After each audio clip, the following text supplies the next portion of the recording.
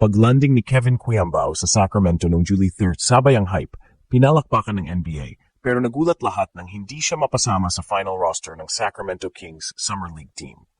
Ang news, intense preparation niya sa US, may mentorship pa kay Jimmy Alapag, pero noong na-inspire na ang mga tao sa Instagram at social media, hindi pa rin naglabasan ang kontrata. Gayunpaman, hindi ibig sabihin nito ang endgame. Pagkus, malaking win ang pag-sign niya ng 3 taong kontrata sa Goyang Sono Skygunners, isang seguridad para sa 2025 habang patuloy ang NBA chase. Siya pa rin ang nasa mood ng NBA or bust sa isang training grind na madaling matabingan lang ng isang official Summer League invite o workout. Pero paano naman si Gilas? Kasi ang FIBA Asia Cup 2025 ay malapit na. With Kevin committed to KBL and prepping for NBA, tanong ng mga fans, sinong papalit sa kanya sa frontline? May tiwala si Coach Tim Cone na may depth, pero ang energy at versatility ni Kevin ay walang kapalit. Mananatili bang gamit si Kevin sa national team schedule? Or priority ba ang NBA pursuit niya sa ngayon? Simple lang ang question, nakikilos ba si Kevin sa US para lang sa sariling career? Or para din ba yun sa pambansang interes ng Gilas? Sinulat na naman ni Kevin Quiambao ang basketball world. Noong July 3, bumiyahe siya patungong Sacramento para ituloy ang kanyang matagal ng NBA dream. Hindi lang simpleng pagbisita ito, dumaan siya sa elite training under Sacramento Kings staff kasama si Jimmy Alapag. Pero ang mas nakakagulat, hindi siya isinama sa final Summer League roster ng Kings. O hindi siya naka-lineup, pero hindi ibig sabihin nito na tapos na ang laban. Sa kabila ng hindi pagkakapasok sa roster, naramdaman pa rin ang impact ni KQ. Ayon sa mga reports, maganda ang ipinakita niya sa closed-door workouts at mataas pa rin ang respeto sa kanya ng mga coaches at observers. Sa katunayan, inunahan na niya ng security ang kanyang career sa pamamagitan ng 3-year extension contract sa Goyang Sono Skygunners sa Korea. Pero malinaw, hindi pa rin nawawala sa radar ang NBA. NBA or bust ang mentalidad ni Kevin ngayon. Walang PBA, walang delay, diretso sa goal. At kahit may kontrata na siya sa Korea, ang opportunity na makapasok kahit bilang two-way o training camp invite sa NBA ay nananatiling bukas. Nasa Amerika siya ngayon hindi para mamasyal, kundi para ipakita na ang isang homegrown Pinoy, gaya niya, ay pwedeng sumabay sa liga ng mga alamat. Pero kasabay ng hype sa Amerika, biglang lumakas din ang tanong sa Pilipinas, paano na ang Gilas? Ngayong papalapit na ang FIBA Asia Cup 2025, critical ang bawat commitment. At kung si Kevin ay fully focused sa NBA grind at KBL duties, baka hindi siya available para sa Gilas core practices o tournaments. Hindi pa malinaw kung may release ang KBL para sa kanya o kung pipiliin muna niyang i-prioritize ang sariling development. Ang tanong ngayon, mabubuo pa ba ang Gilas kung mawawala si Kevin sa rotation? O mas ginusto ba talaga ni KQ na unahin ang sarili kaysa bandera? Hindi na lang hype ang Kevin Quiambao sa paningin ng international scouts, lalo na matapos ang stint niya sa Sacramento kung saan pinuri ang basketball IQ, passing vision, at versatility niya bilang 6-7 forward. Ilang insiders ang nagsabing kahit hindi siya nakapasok sa Summer League lineup, nagmarka si KQ sa mga workouts. Ang tanong, hinog na ba siya ngayon para sa NBA? Marami ang naniniwala na kung hindi Summer League, baka training camp or G-League route ang susunod. Ang kagandahan kay Kevin, hindi siya umaasa lang sa athleticism, gaya ng ibang Asian prospects. Ang strength niya ay ang mental game, decision-making, positioning, at ball movement. Yan ang dahilan, kaya tinatawag siyang modern Pinoy forward. Kahit hindi explosive scorer, nakikita siya bilang system player na pwedeng i-mold sa NBA setup. Pero beyond talent, ang biggest edge ni KQ, mentality. Hindi takot ma-reject, hindi dinadaan sa porma, puro trabaho. At kung makalusot siya, kahit two-way contract lang, magiging historic ito. Dahil siya magiging unang homegrown Filipino na pumasok sa NBA, hindi dumaan sa USNCAA o foreign college program.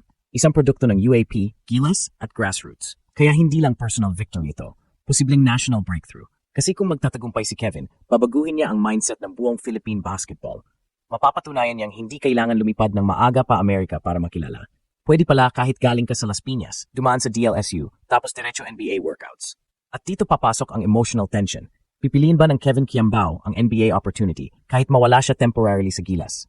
Mauna ba ang personal goal kaysa national team duty? Para sa karamihan, logical lang ang choice. Pero para sa fans ng Gilas, mabigat to. Kasi si Kevin ay isa sa pinaka-inasahan sa future ng national team. Kapag lumipad si Kevin papuntang NBA, ang tanong hindi lang kung magtatagumpay siya. Ang mas mabigat, sino ang magpupuno ng puwesto niya sa Gilas at kailan siya babalik? Habang ang buong mundo ng basketball ay nakatutok sa NBA dream ni Kevin Quiambao, nananatiling bukas ang tanong na paulit-ulit na itinatanong ng mga Pilipino. Paano na ang Gilas kung tuloy-tuloy ang focus ni KQ sa NBA? Sa panahong critical ang bawat practice, bawat tune-up at bawat role player, ang pagkawala ni Kevin sa rotation ay hindi basta-bastang butas. Mula sa Gilas Youth hanggang sa seniors, isa si Cuyambao sa mga pinaka-consistent na faces ng bagong era. Stretch 4 na kayang pumasa, magdala ng bola, dumepensa, at umatake sa mismong sistema ni Coach Tim Cone. Sa blueprint ng Gilas, hindi siya accessory kundi core piece. Kaya kung mawala siya, hindi lang rotation ang maapektuhan, identity mismo. Pero to be fair kay Kevin, hindi selfish ang ginagawa niya. Sa katunayan, kung magtagumpay siya sa NBA, kahit two-way lang o G-League call-up, lalawak ang influence niya sa Gilas. Mas titindi ang respeto sa Pinoy ballers. Mas magiging credible ang Pilipinas bilang basketball nation. At kapag bumalik siya sa Gilas, dala na niya ang lahat. International experience, elite training, at isang mindset na pang-pro. Sa kasalukuyan, wala pang final decision kung isasama si Kevin sa FIBA Asia Cup roster. Nasa US pa siya at hindi pa bumabalik sa weekly Gilas practices. Ang SPP at Goyang Sono ay wala ring opisyal na pahayag tungkol sa release niya. Kaya ang fans, habang proud, ay kinakabahan din. Ito ang realidad ng basketball ngayon. Kapag may isang player na handang mangarap ng mas malaki, kailangan ding matutong mag-adjust ang national program. Hindi pwedeng maging hadlang ang Gilas sa NBA dream.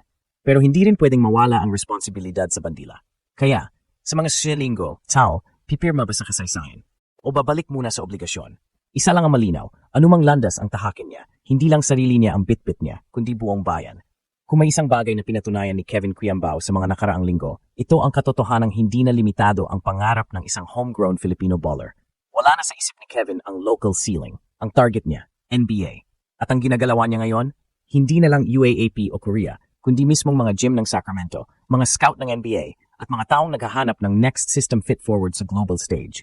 Hindi man siya napasama sa Summer League lineup, hindi ibig sabihin nito ay tapos na ang laban. The opposite is true. Mas umingay pa ang pangalan niya, mas dumami pa ang mata na nakatingin. At sa dami ng una't huling hakbang ng mga Pilipinong nagtangkang tumapak sa NBA, kakaiba ang ruta ni Kevin. Walang college sa US, walang high school sa Amerika, walang PBA shortcut. Purong Pinoy. Prong grassroots, diretso sa ligang para sa pinakamahusay sa mundo. Pero habang ginagalugad niya ang sariling path, naiwan naman ang isang malaking tanong para sa Gilas Pilipinas. Kung mawawala si KQ sa Asia Cup dahil sa training commitments o contractual obligations sa KBL, sino ang stepping stone? May puwang ba para sa susunod na Kevin Cuyambao? O kailangang hintayin muli ang pagbalik ng isang leader sa loob ng court na may international mindset? Ito ang mahirap na tension ng modernong basketball. National pride versus global ambition.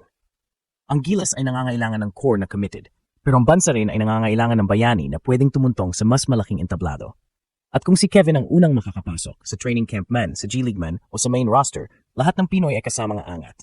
Sa dulo, hindi ito usapang NBA lang o Gilas lang. Ito ay kwento ng isang batang na lumalakad ngayon sa landas na posibleng magbukas ng pinto, hindi lang para sa sarili niya, kundi para sa buong bansang gustong marinig. May Pinoy na sa NBA at tunay siyang galing Pilipinas.